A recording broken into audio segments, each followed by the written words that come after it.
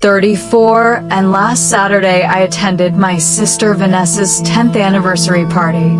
The ballroom sparkled with champagne flutes and laughter as I admired her seemingly perfect marriage.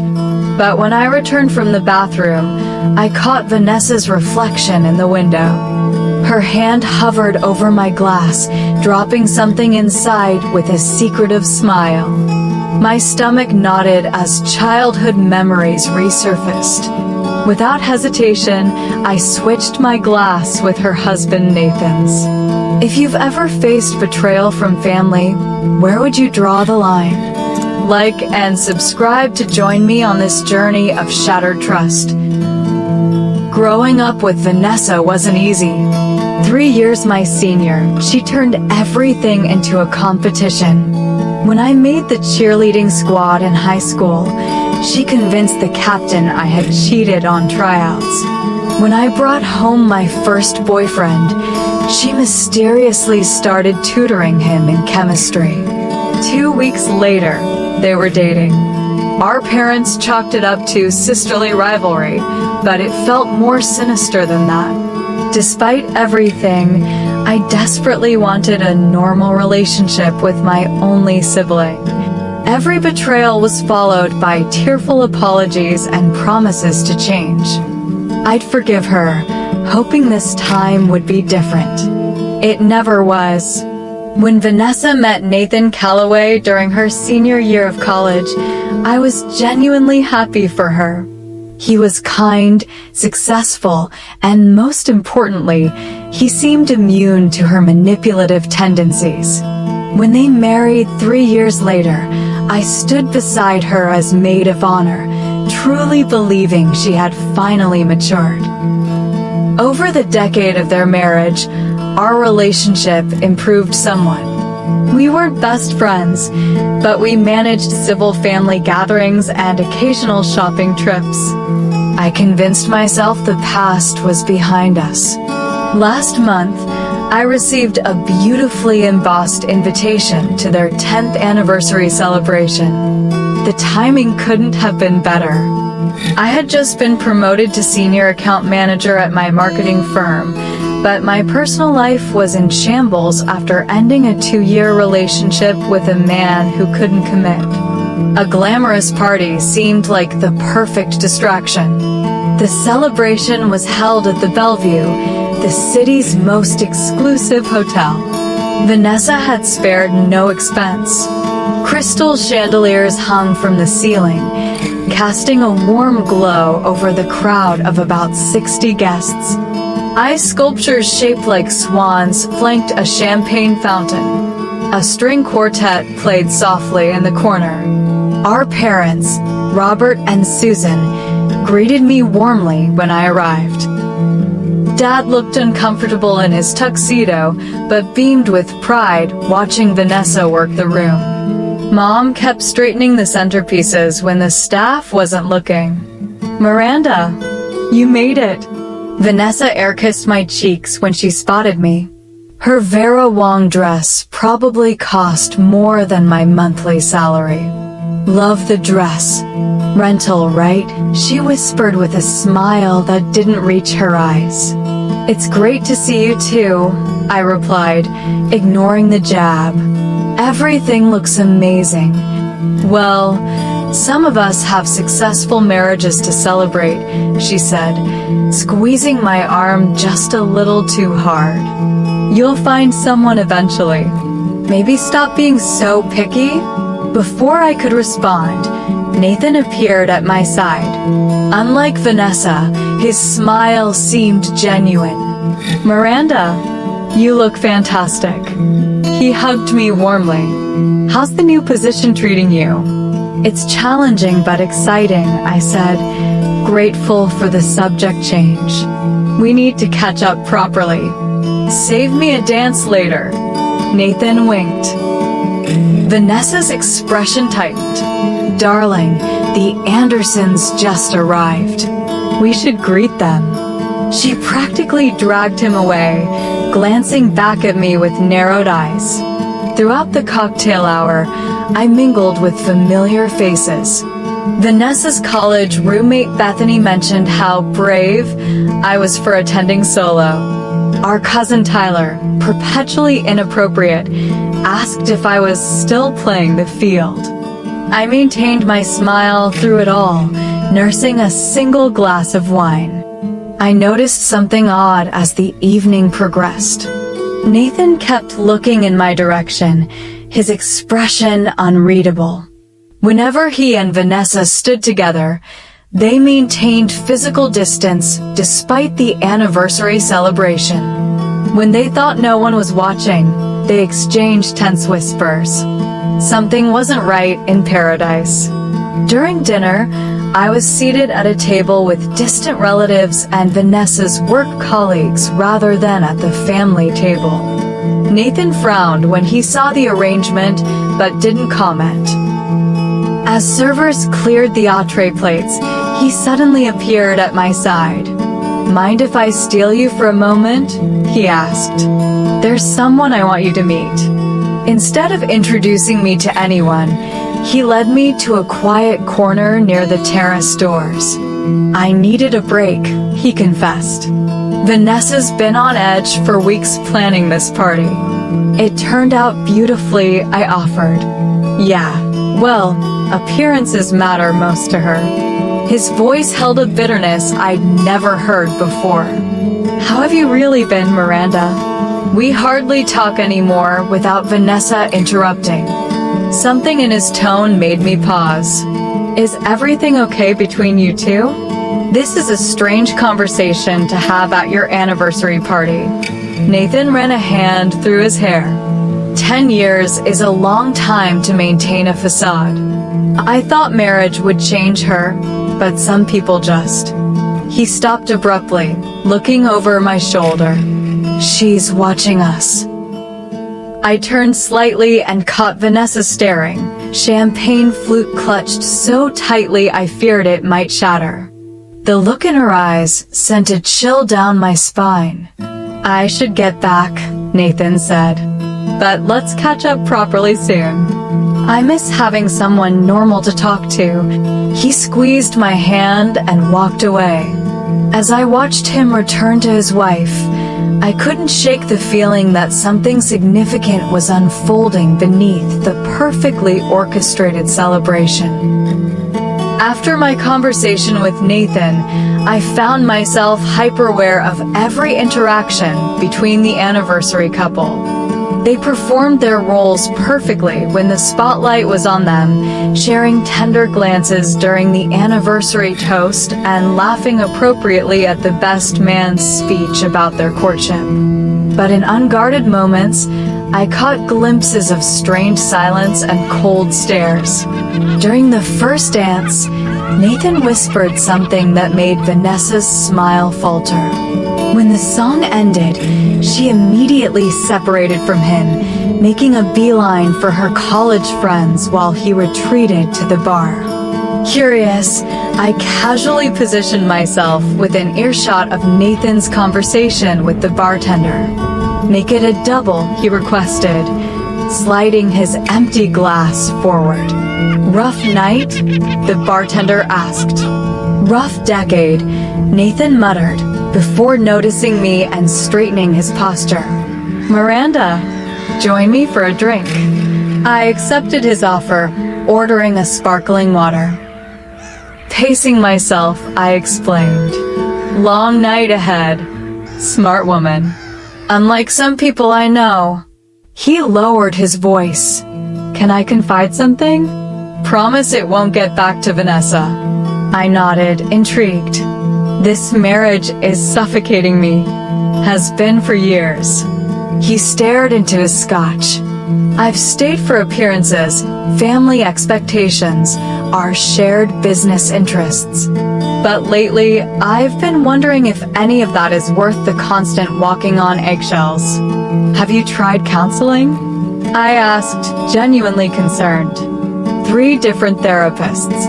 Each time, Vanessa charms them completely, then refuses to go back when they eventually suggest she might contribute to our problems. He shook his head. You know how she is better than anyone. The woman the world sees isn't the real Vanessa." The conversation felt inappropriate yet irresistible. "Why are you telling me this? Tonight of all nights? Because you're the only person who might actually understand. You grew up with her." Nathan leaned closer. "Last month, I mentioned maybe separating for a while, just to clear my head." She went ballistic, then suddenly turned eerily calm and suggested this anniversary party instead. Said we needed to remember why we fell in love. A tap on my shoulder interrupted us. Vanessa stood there, her smile tight. What an intense conversation. Sharing old family stories, Nathan. Her eyes darted between us suspiciously. "Just catching up," he replied, draining his glass. "Your sister's company is refreshing." Vanessa's laugh sounded like breaking glass. "Well, the Martins are asking for you. Something about that golf membership." She practically pulled him away from the bar. As they walked off, Vanessa whispered harshly to Nathan. Though I couldn't hear her words, her expression spoke volumes. When she glanced back at me, the hatred in her eyes was unmistakable. Needing a moment alone, I headed to the restroom. The quiet sanctuary gave me space to process Nathan's revelations. Had Vanessa's competitive nature escalated to something more dangerous within her marriage? The thought made me uneasy. After touching up my makeup, I returned to the ballroom. The celebration had shifted to dancing, with clusters of guests twirling across the floor. I spotted our parents swaying gently to a slow song, looking content. Making my way to my assigned table, I noticed my champagne glass had been refilled in my absence. Beside it sat a beautiful chocolate-covered strawberry on a napkin, with my name elegantly written on the corner. A small card read, "For my favorite sister. Love, V." The gesture seemed oddly conciliatory given the tension earlier. As I reached for the glass, movement in the large ornate window beside me caught my eye. The reflection showed Vanessa standing several feet behind me, watching intently. She didn't realize I could see her. In the reflection, I witnessed my sister approach my table, glance around furtively, then reach into her clutch. Her hand emerged with something small that she quickly dropped into my champagne. The object dissolved almost instantly. Her lips curved into a satisfied smile before she disappeared into the crowd. My blood ran cold. What had she put in my drink? And why? My mind raced through possibilities, each more disturbing than the last. I remembered a disturbing incident from college. Vanessa's roommate had been offered the internship Vanessa wanted. The night before the roommate's first day, she became violently ill after a celebration dinner Vanessa had prepared. The illness lasted just long enough for Vanessa to contact the company and offer to step in temporarily. The temporary arrangement became permanent. Vanessa had never admitted to anything, but the timing was too convenient to be coincidental. I'd convinced myself it was an isolated incident, a product of youthful ambition rather than malice. Now, staring at my contaminated champagne, I realized I'd been naive. Whatever rivalry she felt toward me had never disappeared, merely gone underground. But what was her motivation now?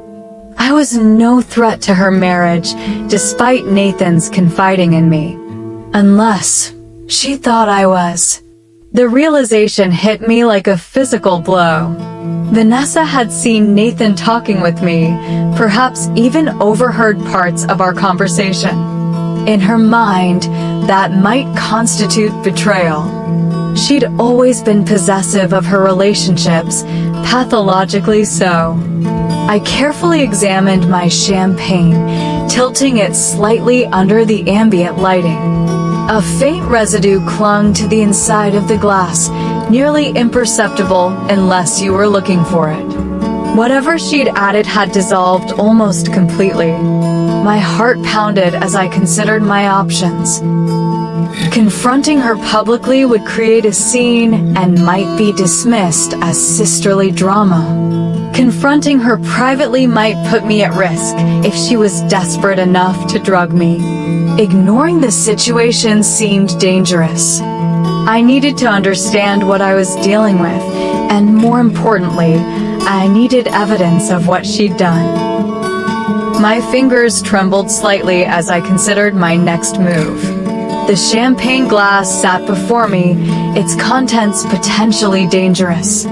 Guests swirled around the ballroom, oblivious to the drama unfolding at my quiet corner table. What had Vanessa put in my drink? I doubted it was lethal, knowing my sister's calculating nature. More likely something to embarrass me, perhaps make me sick or behave inappropriately. Vanessa had always preferred psychological torture to physical harm. Either way, I had no intention of finding out firsthand. I needed to gather evidence while protecting myself. A plan formed in my mind, risky but necessary. If I could switch glasses with someone, I could observe the effects while avoiding them myself. But with whom? The answer came immediately. Nathan. The symmetry felt appropriate. If Vanessa intended to hurt me because of her jealousy over Nathan's attention, letting him experience her duplicity seemed fitting. More importantly, as her husband, he deserved to know what she was capable of. Executing the switch would require perfect timing. I scanned the room and spotted Nathan near the gift table, temporarily alone. Vanessa was across the room, engrossed in conversation with her in-laws. This might be my only opportunity. I stood, casually lifting my contaminated glass. Nathan, I called as I approached. We should make a toast to the happy couple. He looked up, surprised. Another one? Haven't we had enough speeches tonight? Not a public toast, I clarified, standing close. Just between us. To 10 more years. I raised my glass slightly. He shrugged, reaching for his half-empty whiskey tumbler from the nearby table. Why not? Though I'm not sure I'll survive another decade. I positioned myself between Nathan and the rest of the room, using my body to shield my actions. Actually, I said, speaking louder than necessary, champagne seems more appropriate for toasting than whiskey. Would you mind swapping? Just for the toast. Before he could properly respond, I placed my champagne flute in his hand and took his whiskey. The move was smooth, practiced, like we'd rehearsed it. To happiness, I said meaningfully, and to truth, whatever it might reveal. Nathan looked confused, but played along, touching his glass to mine. To truth, he echoed, then sipped the champagne. I pretended to drink the whiskey, merely wetting my lips. Over Nathan's shoulder, I caught Vanessa watching us, a satisfied smile playing on her lips when she saw me drinking the champagne. She didn't realize the switch had occurred. Everything okay? Nathan asked, noticing my tense expression. Perfect, I assured him. But you might want to finish that champagne before Vanessa comes over. She seemed annoyed we were talking earlier. He rolled his eyes, but complied, draining the glass in one long swallow. Happy now? I should get back to mingling. 10 years of marriage means at least 40 hands to shake tonight. I nodded, watching him carefully for any immediate reactions. Nothing yet. Thanks for humoring me. As Nathan walked away, I discreetly set his whiskey down on a passing server's tray, unwilling to consume anything that had been unattended at this party. Vanessa approached me almost immediately. "Enjoying yourself?" she asked, her voice honey-sweet while her eyes assessed me for signs of whatever she expected. "Absolutely," I replied evenly. "Your husband was just keeping me company." Such a thoughtful man. A flash of anger crossed her features before she controlled it. "Yes, Nathan's always been overly accommodating to everyone. A weakness of his, really." "I wouldn't call kindness a weakness," I countered. Vanessa's smile turned predatory. "You seem remarkably steady on your feet. Champagne, not to your liking." The confirmation of her intentions sent ice through my veins. It was delicious. Nathan thought so too when we traded drinks for our toast. For a split second, genuine confusion replaced her smug expression. Then understanding dawned, followed by alarm. "You what? Traded drinks?" I repeated innocently. "Is there a problem?" "You had no right," she hissed, her composure cracking. "You don't understand what you've done." "Actually, I think I understand perfectly," I replied, keeping my voice level. "The question is, does Nathan?" Vanessa's face paled. Her eyes darted across the room, locating her husband, who was now talking with our parents. "This isn't over," she warned before hurrying away. I maintained my calm exterior while processing what had just happened. Vanessa had confirmed my suspicions without realizing it. Now I needed to watch carefully to understand what I'd saved myself from and what Nathan would experience instead. Over the next 30 minutes, I observed subtle changes in Nathan's behavior. His movements became less coordinated. He loosened his tie, complaining of heat. During a conversation with my father, he lost his train of thought mid-sentence. When the band played a popular dance song, he enthusiastically joined the dance floor, his movements uncharacteristically uninhibited. Vanessa hovered nearby, repeatedly trying to steer him toward the exit. "Darling, you're tired. We should thank everyone and leave," I overheard her saying. "Nonsense," Nathan replied too loudly. "I'm having a wonderful time. First time tonight, actually." He twirled away from her, rejoining the dancing crowd. I maintained a safe distance, watching the situation unfold while considering my next steps. Whatever Vanessa had used wasn't immediately debilitating, but it was definitely affecting Nathan's inhibitions and coordination. Combined with the alcohol he'd already consumed, the effects were amplifying quickly. Vanessa cornered me near the dessert table, her carefully crafted image fracturing. "What have you done?" she demanded, voice quivering. "I didn't do anything," I replied calmly. "I simply avoided drinking whatever you put in my glass." Nathan, unfortunately, wasn't so lucky. "You saw nothing," she insisted, desperation evident. "I saw everything, Vanessa. The reflection in the window showed you quite clearly." Her expression hardened. "It was just a mild sedative, to help you relax." "You've been so tense lately." "A sedative? In my drink without my knowledge? That's assault, possibly worse if combined with alcohol." "Don't be so dramatic," she scoffed. "I was trying to help. You've been miserable since Jackson dumped you." The mention of my ex stung, but I refuse to be baited. We both know that's not true. You saw Nathan talking to me and jumped to conclusions. Your jealousy is pathological, Vanessa. Her eyes narrowed. He's my husband. You were hanging on his every word, looking at him with those sad, lonely eyes. Did you think I wouldn't notice?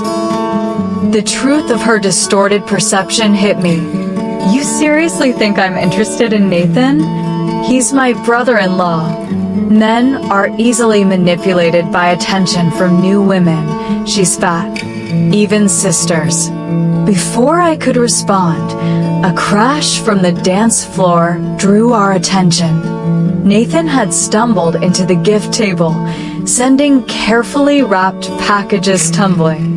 His speech was slurred as he apologized profusely, attempting to right the fallen gifts, but making the situation worse. "This is your fault," Vanessa hissed before rushing to damage control. I stood frozen, watching the scene unfold. My impulsive decision had created consequences I hadn't fully anticipated. As concerned murmurs spread through the crowd, I realized the night was about to implode spectacularly. The elegant anniversary celebration deteriorated rapidly after Nathan's collision with the gift table.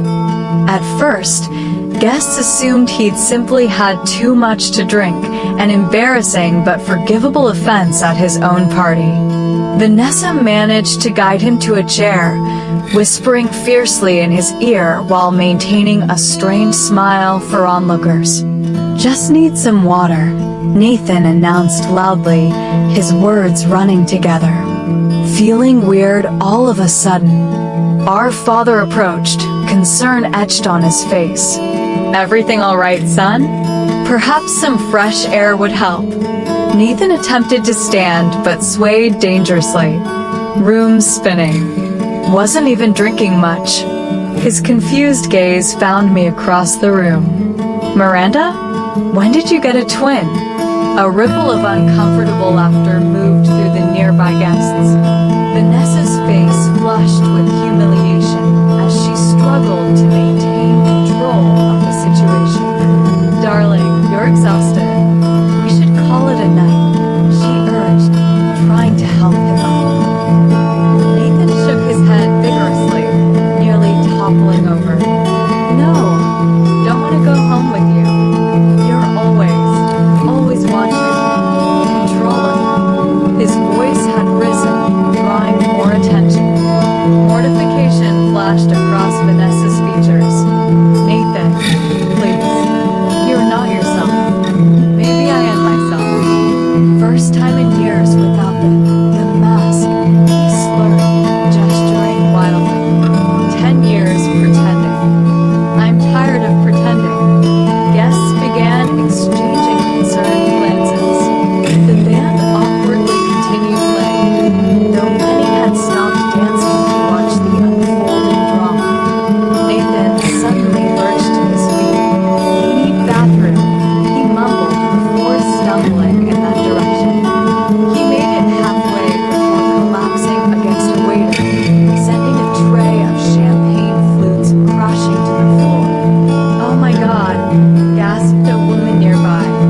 "Is he having a stroke?" The question sent a wave of panic through the crowd. My mother rushed forward, her nursing background taking over. "Nathan, look at me. Can you tell me what day it is?" His response was unintelligible. Mom looked up at Vanessa. "Has he taken any medication today? Mixed anything with alcohol?" Vanessa shook her head, but her eyes betrayed her. They darted toward me momentarily, filled with accusation and fear. "I think we should call an ambulance," Mom announced. "Better safe than sorry." "No," Vanessa protested too quickly. "He's just had too much to drink. We don't need to make a scene. This is already a scene," Dad pointed out. "The man can barely stand." As the argument continued, I approached Nathan, who was now sitting on the floor, back against the wall, eyes unfocused. I knelt beside him. "Nathan, did you consume anything unusual tonight? Besides alcohol?" He blinked slowly, trying to focus on my face. "Just drinks. And that champagne. With you." After that, everything went sideways. Vanessa appeared at my side, practically pushing me away. "Stop interrogating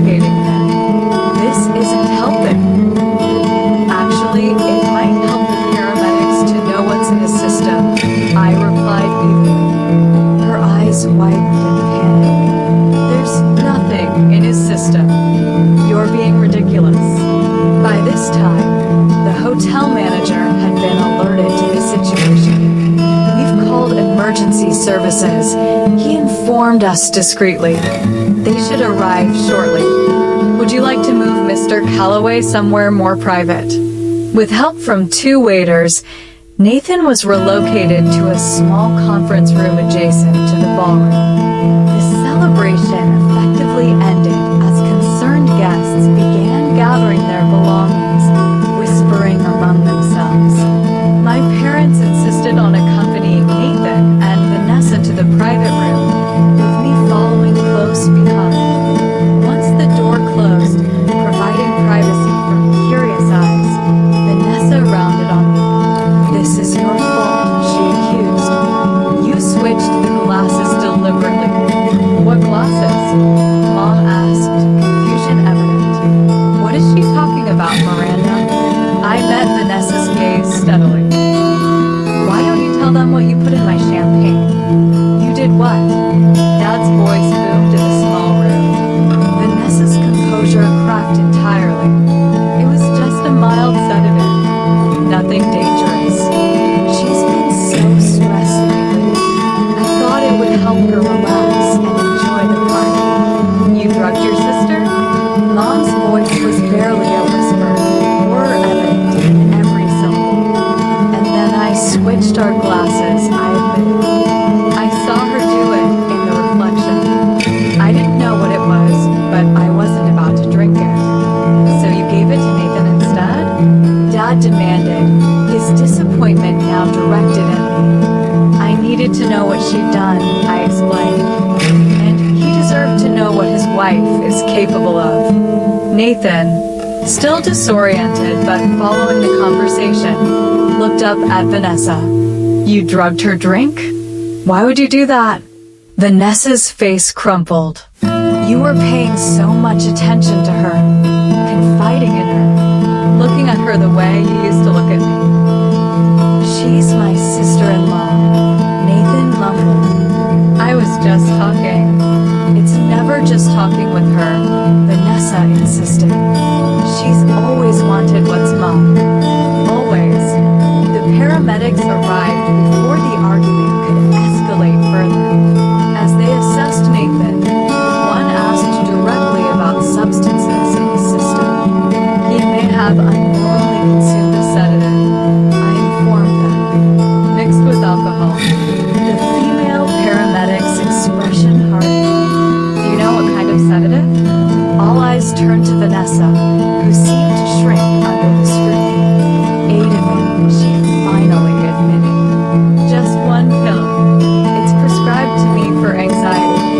Ma'am, mixing benzodiazepines with alcohol is extremely dangerous," the paramedic said severely. "We need to transport him to the hospital immediately for monitoring." "Will he be okay?" Mom asked, her anger temporarily replaced by concern. "Most likely, but we need to watch for respiratory depression.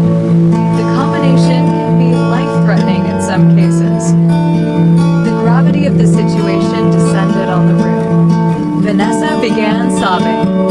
"I never meant for him to take it. It wasn't supposed to be dangerous." "But you meant for me to take it," I reminded her, not knowing it was there, mixing with whatever I was drinking. The male paramedic looked up sharply. "Was this intentional drugging?" "Yes," I stated firmly, despite Vanessa's pleading look. "That's potentially a criminal offense," he informed us. "The hospital will likely need to report this to police." As they prepared to transport Nathan, he reached for my hand. "Thank you," he whispered, "for seeing the truth. All of it." The simple statement carried the weight of years of hidden suffering. I squeezed his hand gently before they wheeled him away. In the aftermath, the conference room fell silent except for Vanessa's quiet sobs. My parents stood shell-shocked, processing the evening's dramatic turn. I think Dad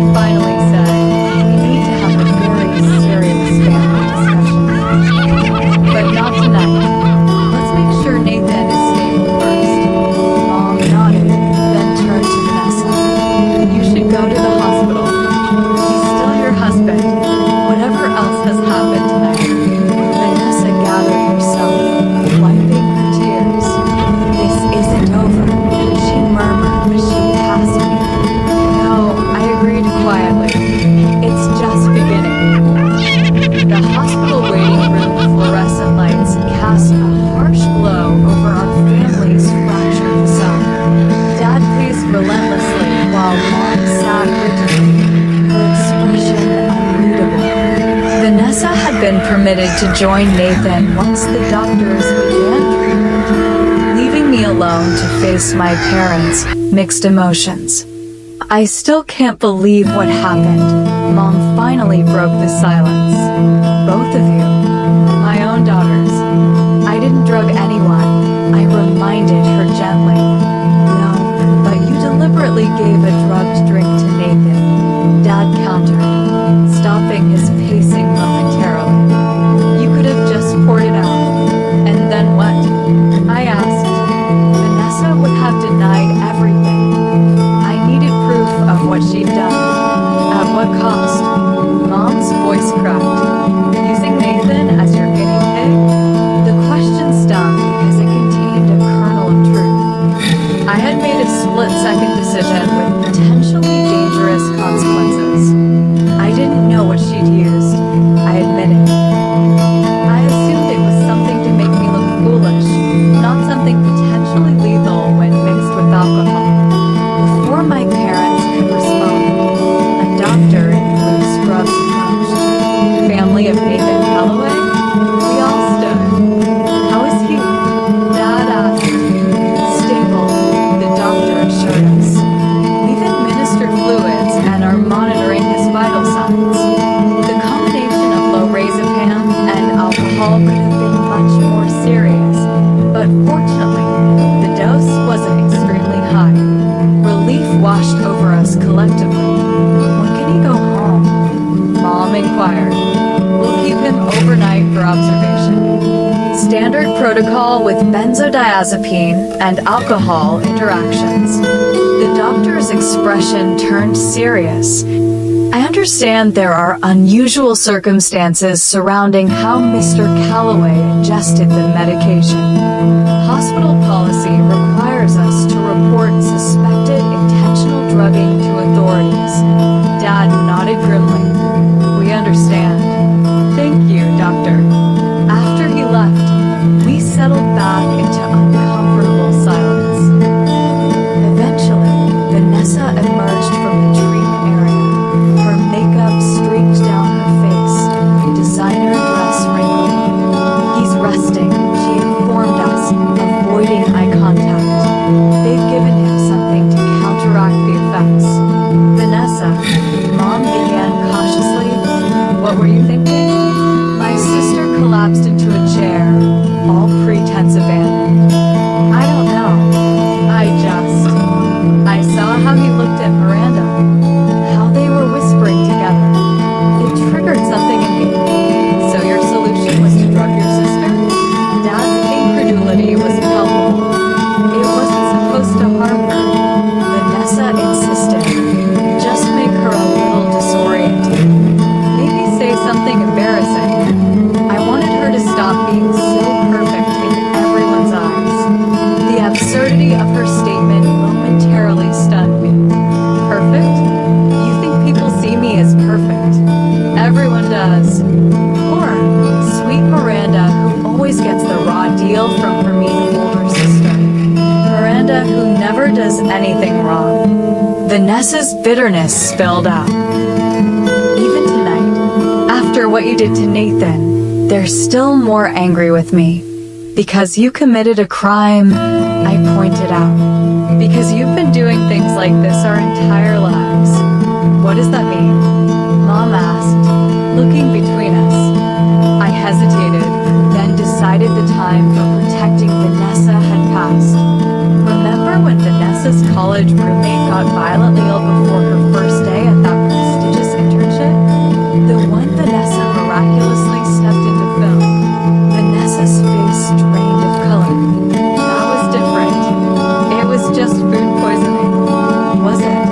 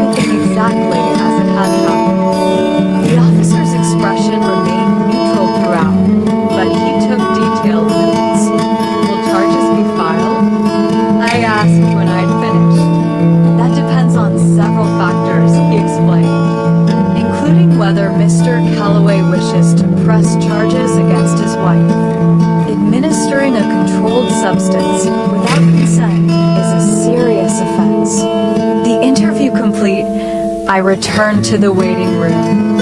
Hours passed in tense silence before a nurse informed us that Nathan was awake and asking for me specifically. Vanessa started to object, but the nurse was firm.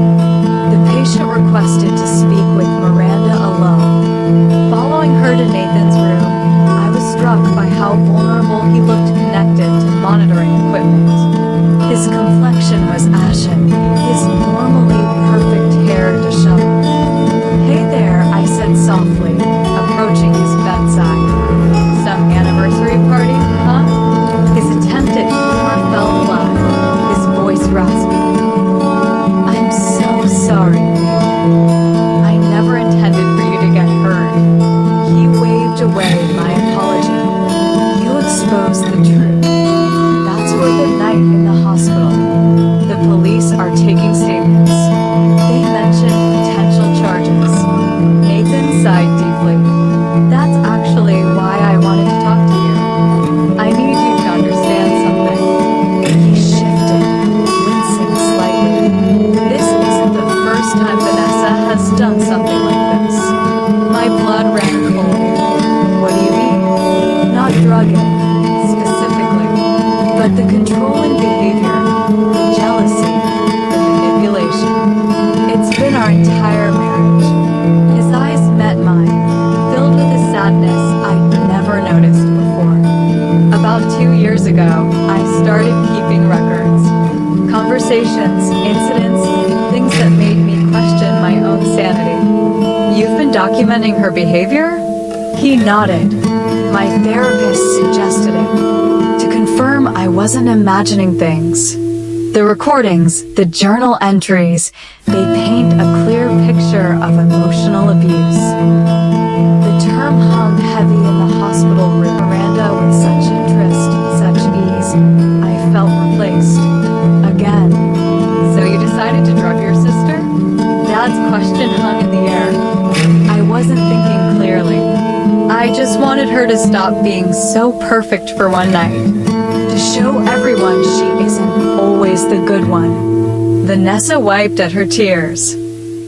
"The pill was supposed to make her loopy, maybe say embarrassing things. I never intended for Nathan to take it instead. Whether Nathan or Miranda took it doesn't change your intent," Mom pointed out. "You deliberately tried to harm your sister." "I know," Vanessa whispered. "I know it was wrong. I've been seeing a therapist every day this week. She thinks I may have borderline personality disorder with narcissistic features. The clinical terms seem to hang in the air between us. That might explain some of your behavior, but it doesn't excuse it," Dad said firmly. "I understand that. I'm not asking for excuses." Vanessa finally looked up, meeting my eyes directly. "Miranda, what I did was unforgivable. I've spent my life competing with you, resenting you, trying to take what you had instead of appreciating what I have. I'm truly sorry. In 34 years, I've never heard Vanessa offer a genuine apology. Part of me wanted to accept it immediately, to return to the sisterly relationship I'd always craved. But another part, perhaps the wiser part, recognized this pattern. "I appreciate your apology," I said carefully. "But I need more than words this time, Vanessa. This wasn't a childhood squabble or petty jealousy. You could have seriously harmed me, and you did harm Nathan." "I know," she acknowledged. "I'm committed to getting help. Real help this time."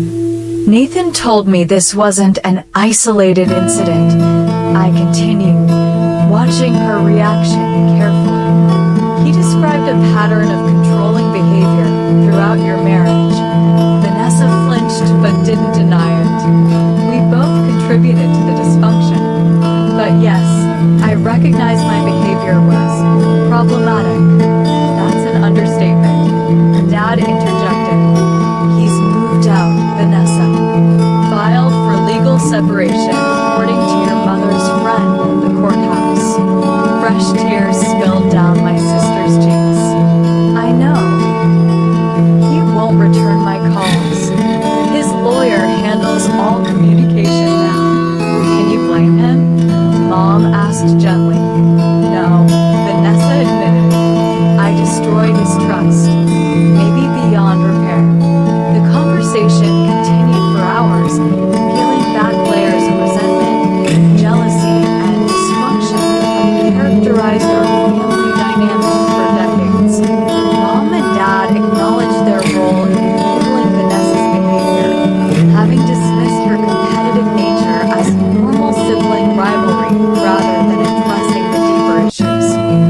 afternoon sun began to set, casting long shadows across the dining room. I finally voiced the question that had been forming throughout our conversation. Where do we go from here? Dad leaned back in his chair, exhaustion evident in his features. That depends on all of us, but especially you two. Vanessa looked at me tentatively. I'd like to rebuild if you're willing. I understand if you're not.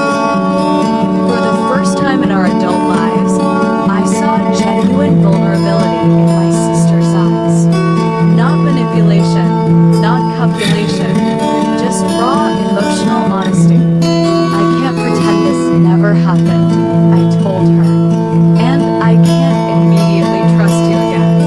I understand, she nodded, accepting my boundaries.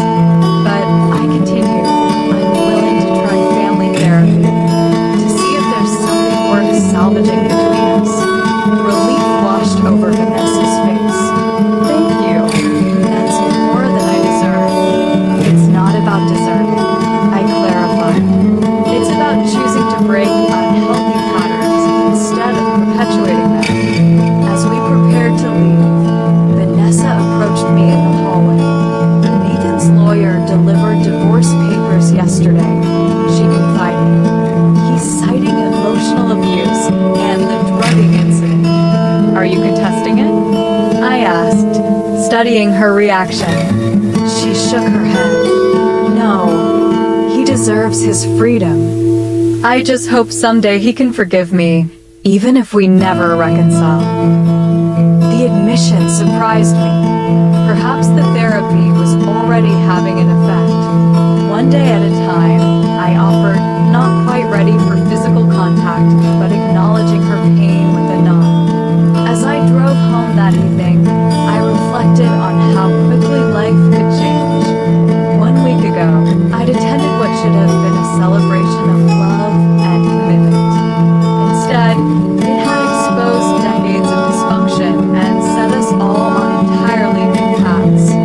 Nathan had called me earlier that day, sounding stronger and more decisive than I'd ever heard him.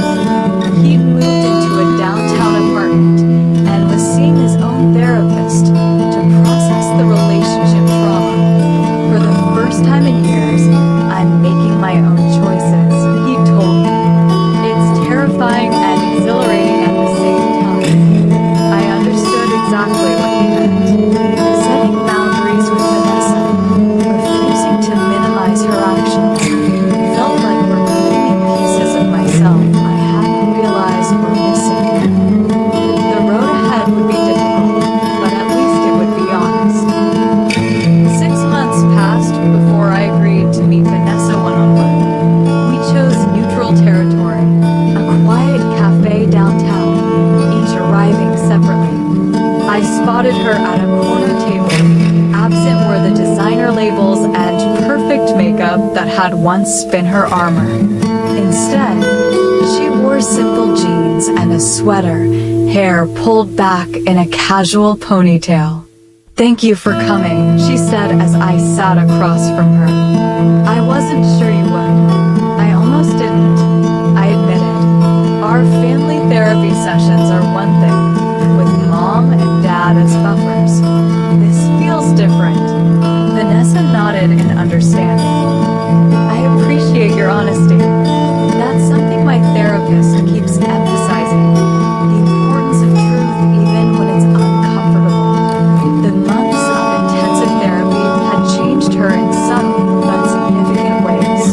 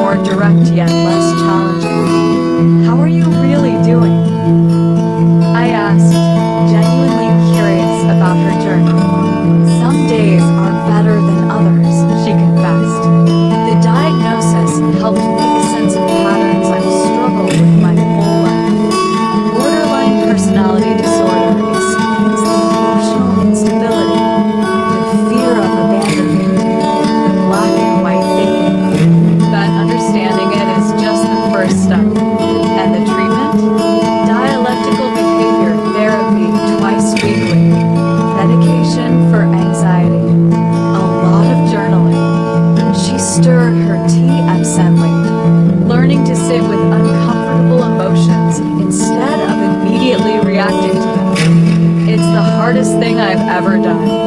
I nodded, acknowledging her efforts. "And the divorce?"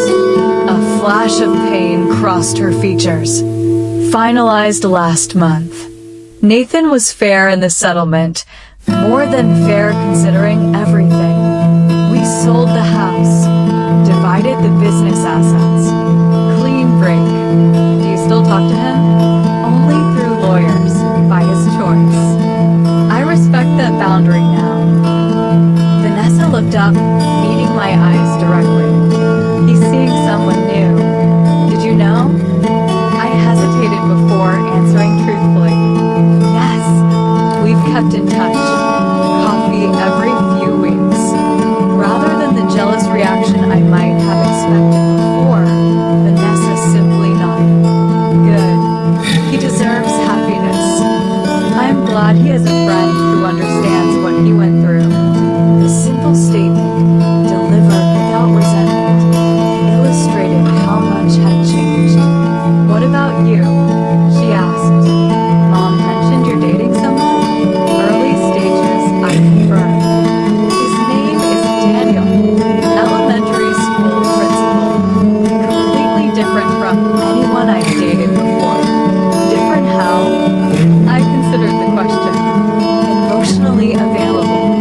Direct about what he wants. No games." I smiled slightly. "He has healthy boundaries, which I'm learning to appreciate more and more."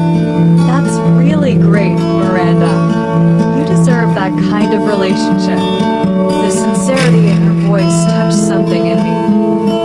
For perhaps the first time in our adult lives, Vanessa seemed genuinely happy for my happiness, without comparison or competition. As our conversation continued, we carefully navigated the new terrain of our relationship. There were awkward moments, old patterns that threatened to resurface, but we both recognized them more quickly now.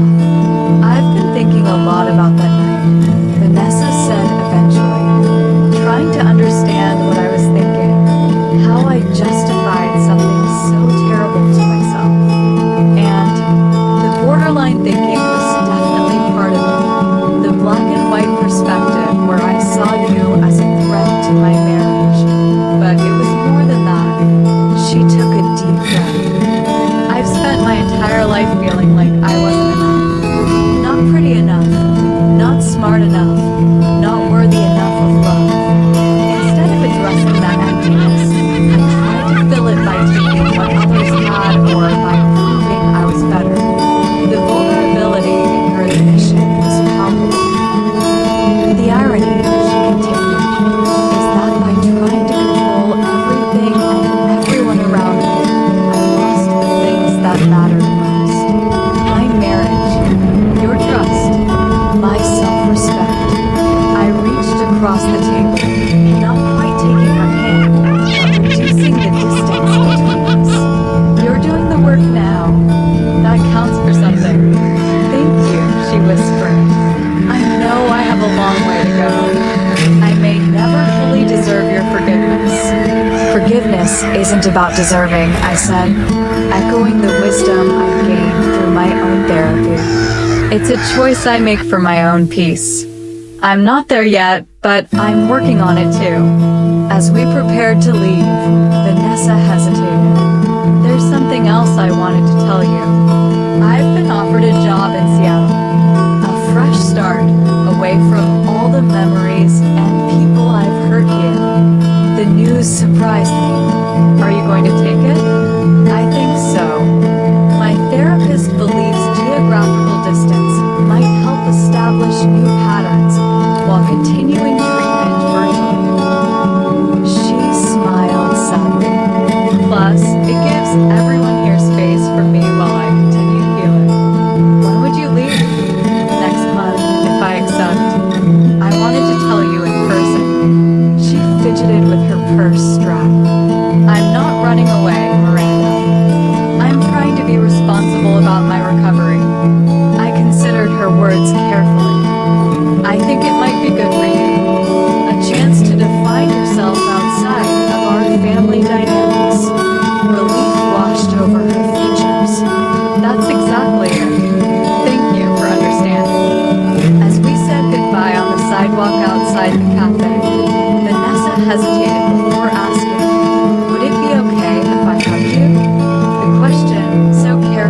my boundaries, demonstrated more growth than any therapy update could have.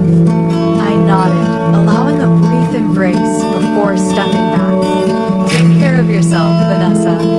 You too, Miranda. I'll keep in touch if that's okay. One step at a time, I replied honestly. Driving home, I reflected on everything that had happened since that fateful anniversary party. One impulsive, terrible decision had set off a chain reaction, bringing painful truths to the surface, but ultimately forcing necessary change. Nathan had emerged stronger from the dissolution of his marriage, finally free to pursue his own happiness. My parents had confronted their role in enabling destructive family patterns and were working to change them. Vanessa was actively addressing her mental health issues instead of projecting them onto others. And I had found my voice, learning to establish boundaries and demand respect even from family. The journey hadn't been easy for any of us, but perhaps it had been necessary. Family relationships are complex, woven from threads of love, history, obligation, and sometimes hurt. The glass I switched that night had shattered more than just an anniversary celebration. It had broken open the carefully constructed illusions we've all been maintaining. The truth, painful as it was, provided an opportunity for authentic healing, not just bandaged wounds that would inevitably reopen. Sometimes the hardest lesson is realizing that love alone isn't enough, that it must be paired with honesty, respect, and accountability to be truly healthy. As Vanessa embarks on her new life in Seattle, and I continue building mine here, I wonder if true forgiveness will eventually be possible. Not the kind that pretends harm never occurred, but the deeper forgiveness that acknowledges pain while choosing to move forward unburdened by resentment. I don't have that answer yet, but I'm open to discovering it, one day at a time. Has someone in your family ever betrayed your trust in a way that forced